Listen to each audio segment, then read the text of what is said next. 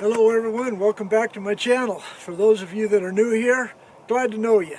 Today I'm bringing back one of my favorite rifles, 25-06 Remington. I don't think it's ever been improved upon, and we're going to kind of test it with brand new components, new technology powder. So come back in a moment, folks. Target set up at 100 yards. Let's get to shooting.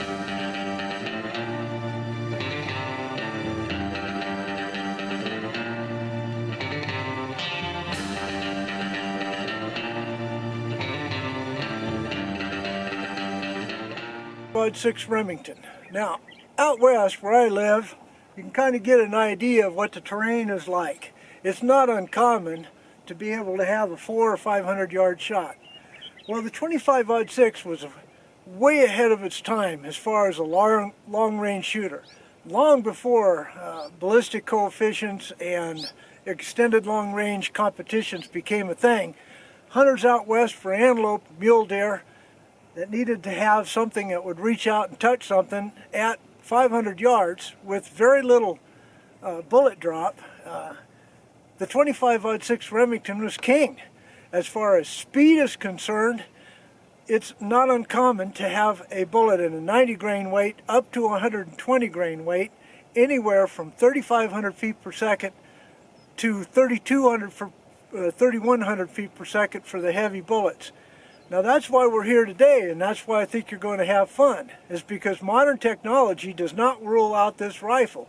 Even though the barrel only has a 1 in 10 twist and is designed to go no heavier than a 120 grain bullet, today I'm shooting an old school bullet, the Sierra Game King 117 grain Botel Spire Point. I'm also using new technology powder, and that is the Ramshot Grand Powder.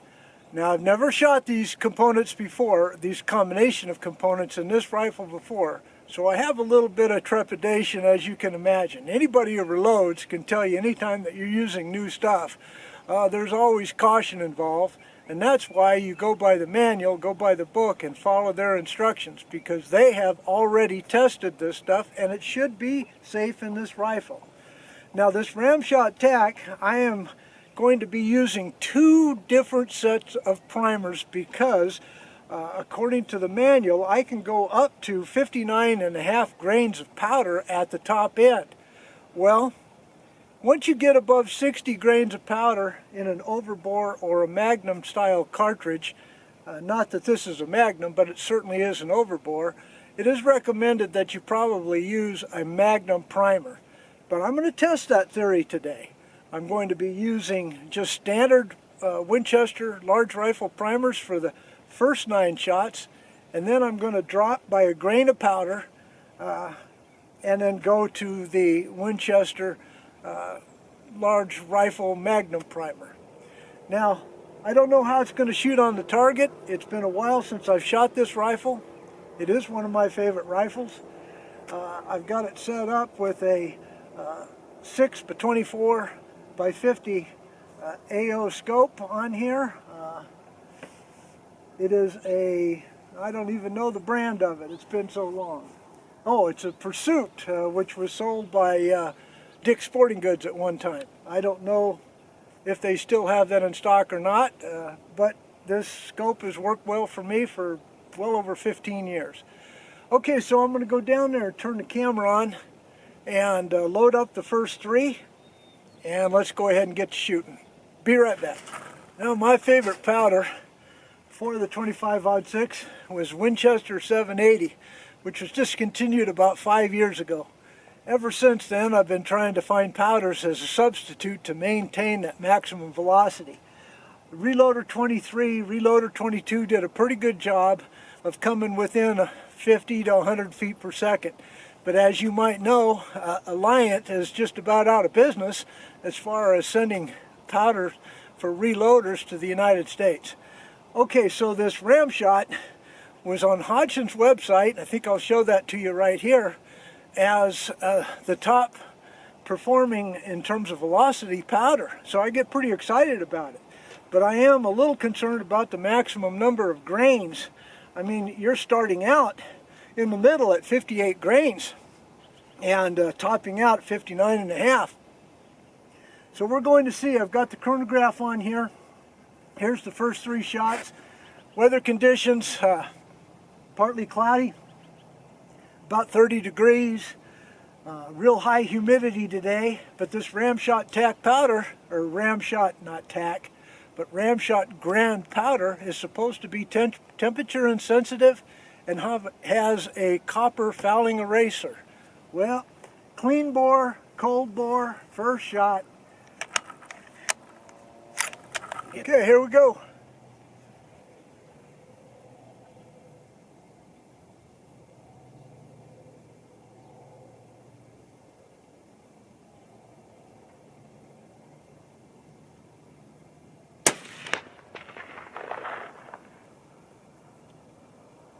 Okay, 33 with that 117 grain. The top speed listed in Hodgson's manual 59.3, 3212. So I've got a ways to go here. Let's see how this case looks. Case looks just fine. All right, here we go.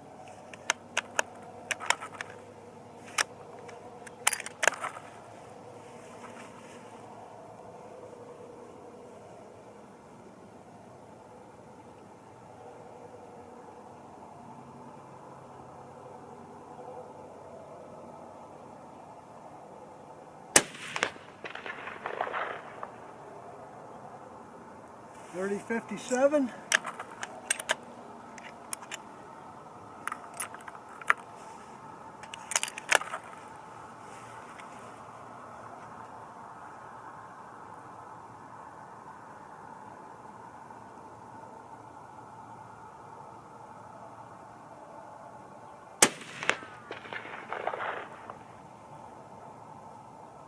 .30-70. Okay, well, not a very promising group, and that speed was a little slower than I thought it would be. Alright, so I'm just going to show you the last 3 with the Winchester large rifle. That'll be at 59 grains coming up. So I'll go reset up everything and bring you back in. See you soon.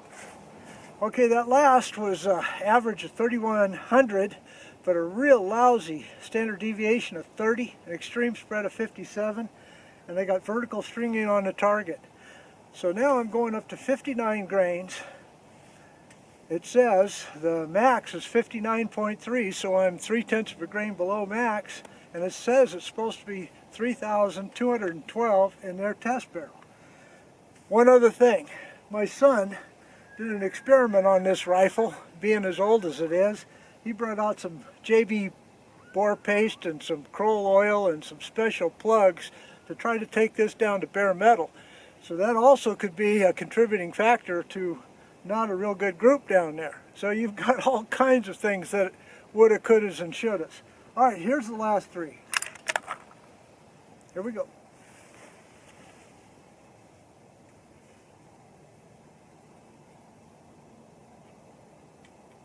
Target right next to the last one I shot.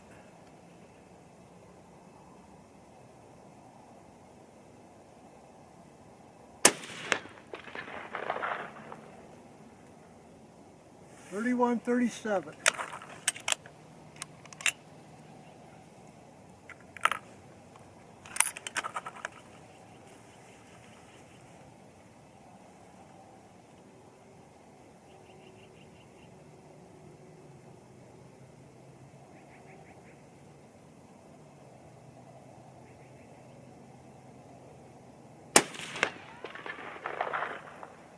.31-47. Everything looks just fine. Alright. Last shot with a standard primer. Let's hope for a bullseye at least.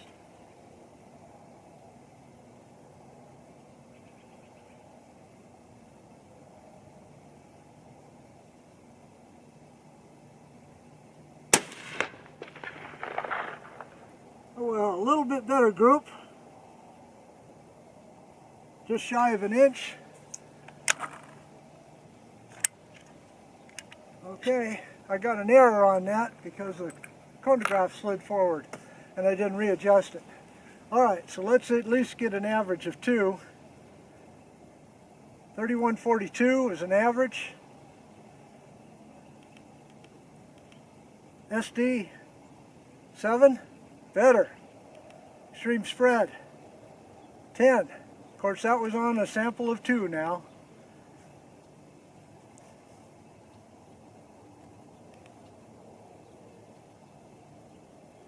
Okay, so we're going to switch over to a Magnum primer. I dropped the powder charges by 1 grain each, so I'll top out at 58 grains instead of the 59.3, which is just a precautionary thing. Alright, let me go set up. I'll only show you the last 3 to try to speed up this video. See you in a moment. Okay, here's the last 3 with the Winchester Large Rifle Magnum. So far, almost no difference with a one full grain powder less than with the large rifle primer. One thing nice about hand loading is you should never be satisfied with your first go round. That would be like getting bucked off a 3-year-old colt, never getting back on him and finding out he's a world champion horse by the time he's 5. So we'll continue to test. I am going to shoot 3 more after these 3 with 110 grain Accubon to rule out it being the rifle, because there was some changes, and we'll go over that here on the target in just a few minutes.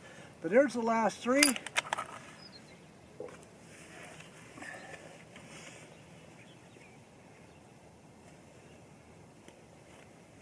Let's hope for a real good outcome here.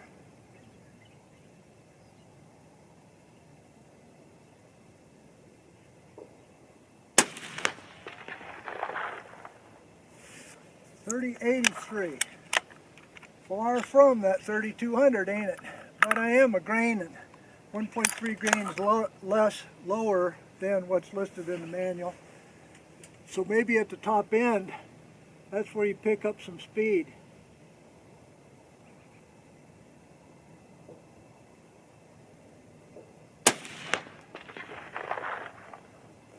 But even the precision is not that great. 3077.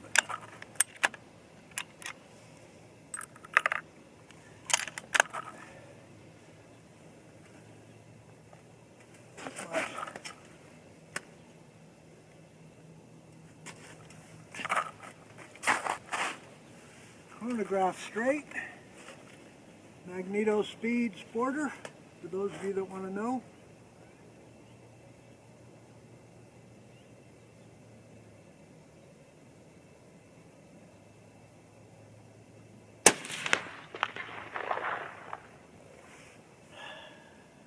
.3073. Okay.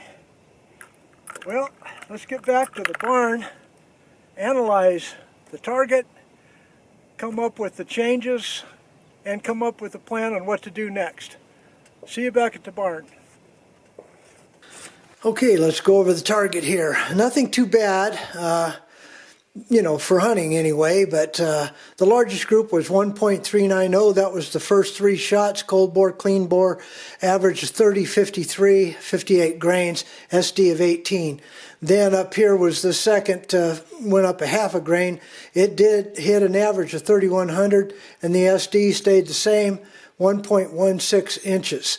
Okay, then the best group for last, as far as 59 grain, 3142, this is supposed to be right at 3200 according to Hodgson's manual, but the SD did come down to 7 and a .780 group, so I can go up a little bit here, about 3/10 of a grain according to Hodgson's manual.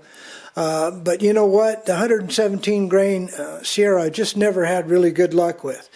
Okay, then go look over here, because then I have to eat my words, because I went to a Winchester large rifle Magnum, and I went 1 grain less on each load, 58, 57. That turned out to be a .474 inch group. Now, that could have been a lot of reasons. We have a fouled barrel now. Who knows? 57.5, 3062 average, and SD came down to 10, .980. Okay, low left. All right, then 58 grains, average 30.77, an SD of 5, and a .971. All right, but just to go ahead and find out my sanity check, I went ahead and shot my 110 grain AccuBonds with Reloader 23. That's an average of 30.65, but a high SD of 34. This is not a temperature stable powder, but a group of .507, and you can see the point of impact shift with those bullets. Okay, folks, so the things to consider here is whether or not to increase the powder charge just right off the 117 grain, or go up in charge, or to go down with the same powder and use my standby 100 grain and 110 grain. But no matter what, folks, more testing needs to be done. If you enjoyed this video, give me a thumbs up, will you? Don't forget to subscribe and check your subscriptions, please. But no matter what, as usual, may God bless you all. See you again next time. Goodbye.